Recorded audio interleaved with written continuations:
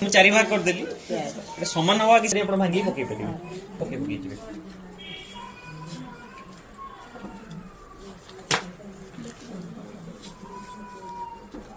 बेसन भी सेमती 250 ग्राम दरकार गोटे डेमो लगे कम बेसन दूसरे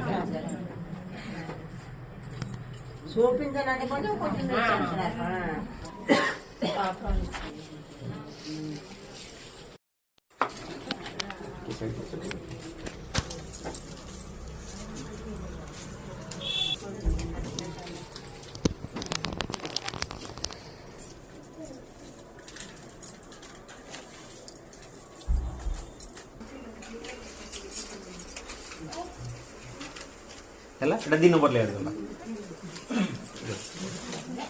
ଏମିତି ପଡଛି ବନି ସାପ ଆସିବନି ଆଉ ଛତୁ ପାଇଁ ହାତ ମାଟି ସାପ କାଢିଛି।